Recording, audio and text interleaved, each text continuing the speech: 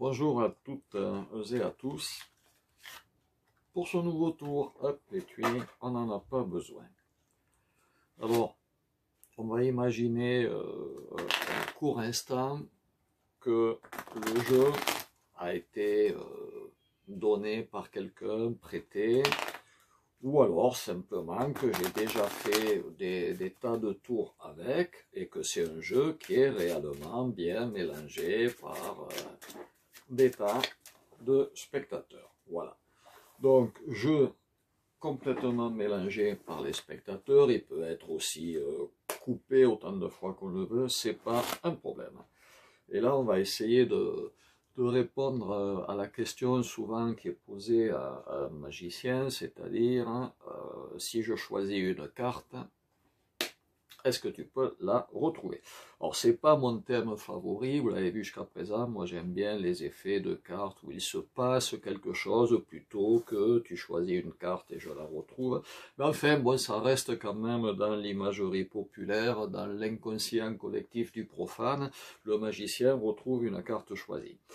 Donc, je vous propose un effet aujourd'hui de cartes choisies, retrouvées à partir d'un jeu entièrement et complètement mélangé, en essayant quand même un petit degré d'originalité ou d'humour, tant que faire se peut, parce qu'on n'est pas toujours certain de tout. Alors la certitude, on est tous remplis de certitudes.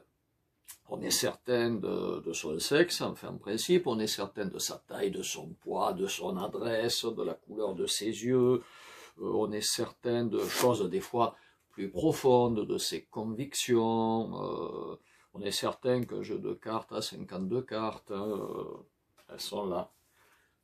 Quelquefois, on a moins de certitude. Moi, je ne suis pas certain de grand-chose et je vais essayer d'en trouver une.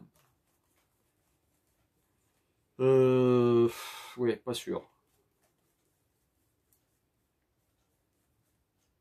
Ah, eh ben, voilà. Ça c'est la seule certitude d'aujourd'hui. Elle est là.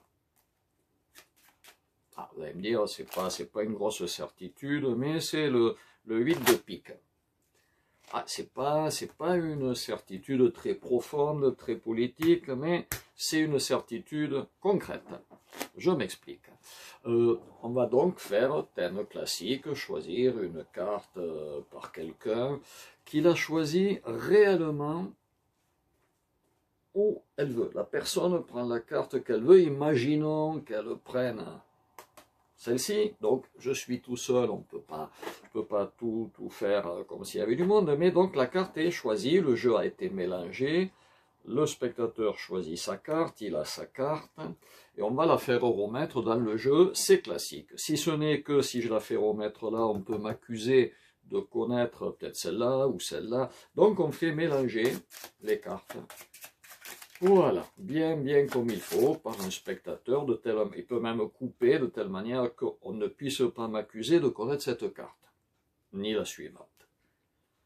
Il prend la carte, on la met ici, et là on va compléter, mais c'est pareil, peut-être je pourrais connaître celle-là de cartes, donc on va prendre un petit paquet de cartes, on va demander à un spectateur de mélanger le petit paquet de cartes, donc peut-être celui-là, de spectateur, une fois qu'il a bien mélangé, il peut couper, donc là je ne peux pas connaître cette carte, pouf, ici, perdu.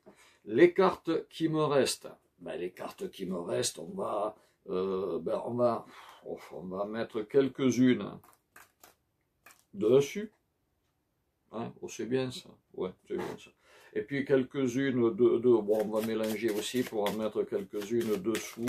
Voilà, comme ça je ne peux pas connaître celle-là, là. Et puis on demande au spectateur de couper. Et voilà.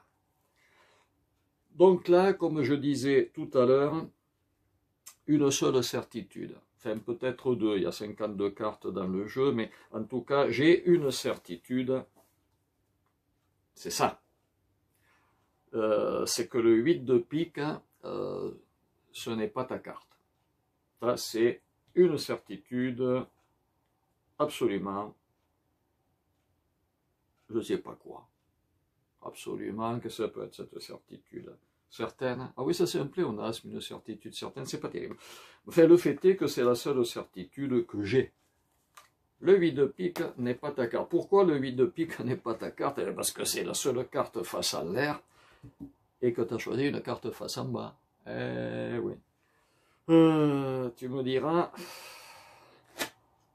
c'est pas une certitude exceptionnelle, mais quand même, il vaut mieux des petites certitudes que des grosses dont on n'est pas forcément certain. Hein? Une certitude dont on n'est pas certain. Ah, ça c'est un oxymore peut-être. Ce n'est pas ta carte. Eh bien, si ce n'est pas ta carte, c'est E, né, N, apostrophe E, S, T, pas P, A, S, ta, T, A, carte, c'est A, R, T, E. Voilà, ça c'est sûr. Puis là, on a un 8. 1, 2, 3, 4, 5, 6, 7, 8. Et là, quelle était ta carte? Tata, hop, et voilà. Et ça, c'est peut-être une deuxième certitude, c'est que celle-là, c'est ta carte.